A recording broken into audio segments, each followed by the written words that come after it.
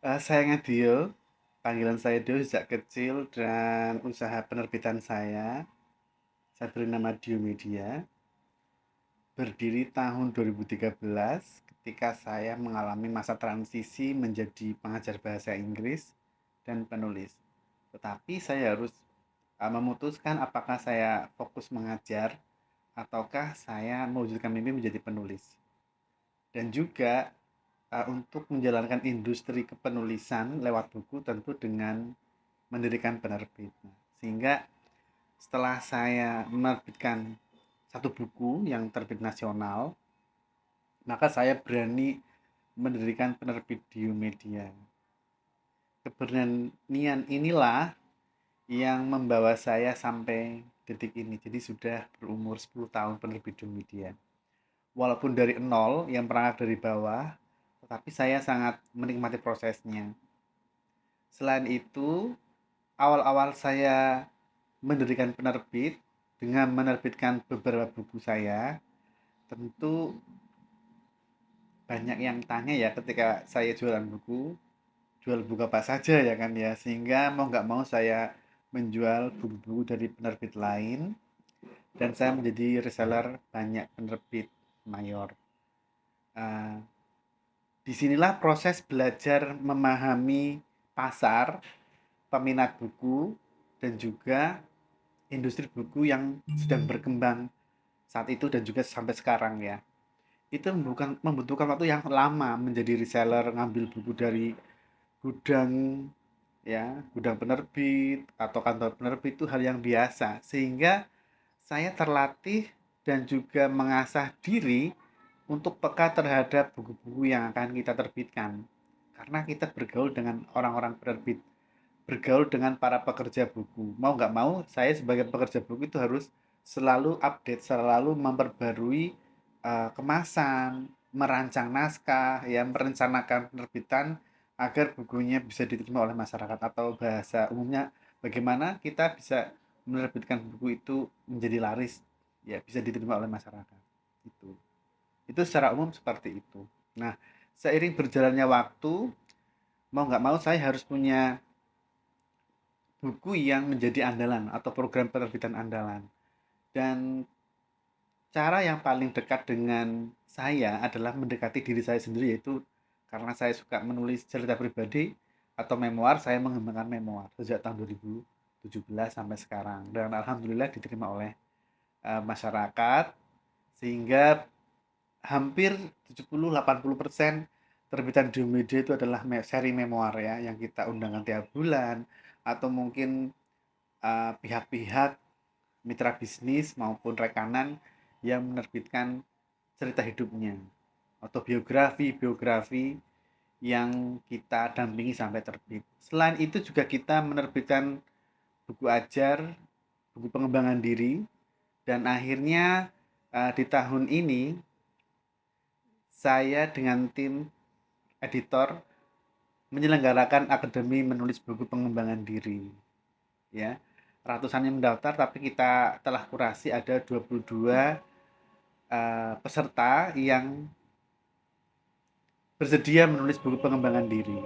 Untuk itu saya sangat bersyukur bahwa pengembangan penerbitan dari tahun 2013 hingga tahun 2023 sekarang ini terus berkembang seiring perkembangan yang saya juga ikut berkembang di sana, ikut tumbuh bersama ya, bersama teman-teman komunitas menulis memoir, bersama masyarakat perbukuan di Indonesia, para pekerja buku karena saya pun mau nggak mau dan memang harus ikut banyak acara perbukuan, festival, bazar, jadi ikut kolam mereka ya, sehingga kita bisa menciptakan kolam sendiri dan bisa kolaborasi dengan banyak pihak.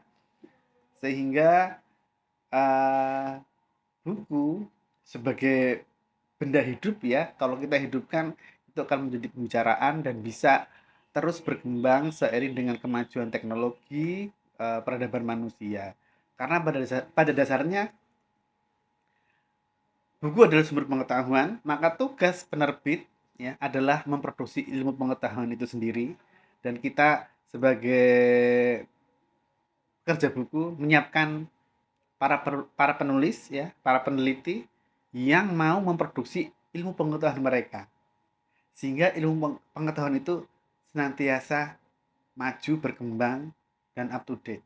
Saya senang misal ada beberapa dosen yang nerbitin di sini, yang baru saja terbit misal tentang menjadi konten kreator, dosen ATV Indosiar, nerbitin malah di sini. Dosen Jakarta nerbitin di sini, beberapa orang di Jakarta nerbitin di Dio Media ya kan ya.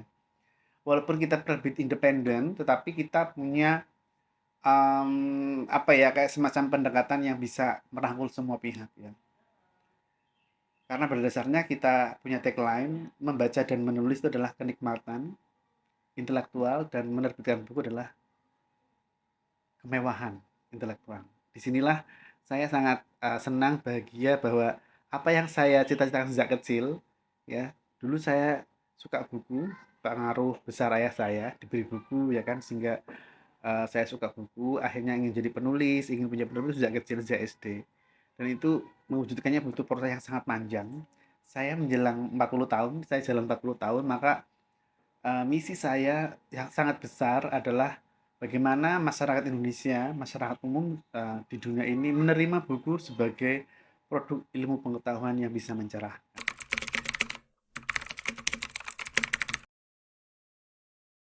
Yang jelas masalah utama perbukuan selain bagaimana memproduksi buku itu, tetapi memang level-level tertentu di mana kita di posisi katakanlah bangkrut mungkin ya kalau kita bicara bidang usaha itu mungkin bangkrut, bukunya nggak laku, kurang laris ya kan ya.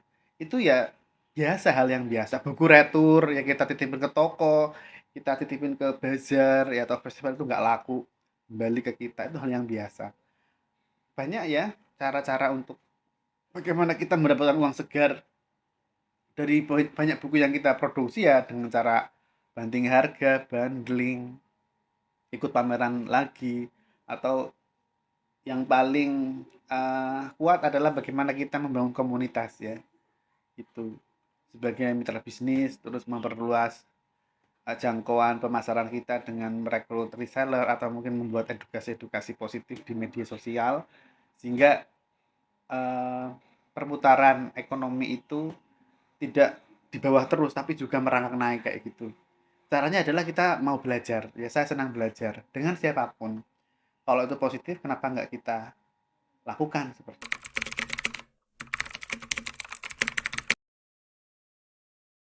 Kegiatan sehari-hari saya memeriksa naskah ya, memeriksa kelengkapan naskah sebelum naskah itu terbit, sebelum naskah itu layak diterbitkan kita melakukan kurasi ya, kemudian memusyawarahkan dengan tim baik itu editor, layouter, desainer ya, ukuran bukunya berapa, terus nanti kalau sudah siap kita siapkan daminya ya, dami percetaknya. Setelah itu kita mulai promosi dan juga kerjasama dengan mitra percetakan, tim pemasaran, toko buku dan sebagainya sebagai ekosistem perbukuan ya lingkaran perbukuan itu. Ya itu yang saya lakukan sampai ke packing, sampai ke pembungkusan buku dari orang-orang yang pesan seperti itu. Selain itu ya saya sebagai pembaca buku dan penulis. Sesekali saya harus menulis dan juga punya program menulis buku sendiri.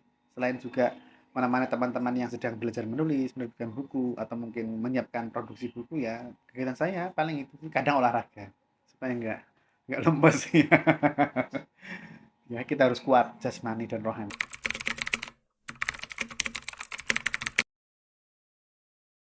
Yang jelas 10 tahun ini saya bikin buku 10 tahun di media ya semua karena cinta judulnya. Itu adalah mungkin pencapaian satu dekade ya di media. Mudah-mudahan akan terus berlanjut sampai dekade satu dua dekade berikutnya dan seterusnya sehingga bisa diteruskan oleh generasi yang akan datang begitu.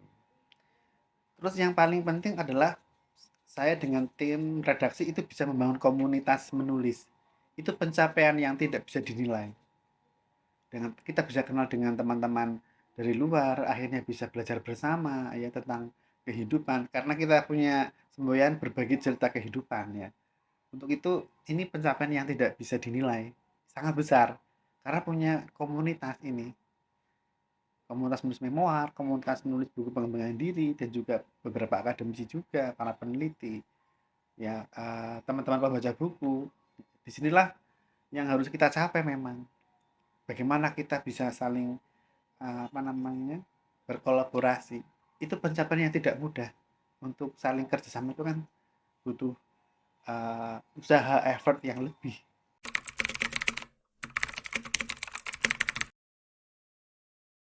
Membagi waktu membaca dan menulis ini adalah peristiwa yang bagi saya sangat uh, menenangkan, membahagiakan, karena proses membaca ini bagi saya adalah proses kimiawi ya. Membaca, menulis adalah proses kimiawi di mana letupan ilmu pengetahuan yang muncul di kepala kita, di hati kita saat membaca dan menulis ini adalah proses uh, kimiawi yang semua orang itu tidak bisa merasakan. Tetapi kalau kita menjadi pembaca dan penulis, kita bisa merasakannya.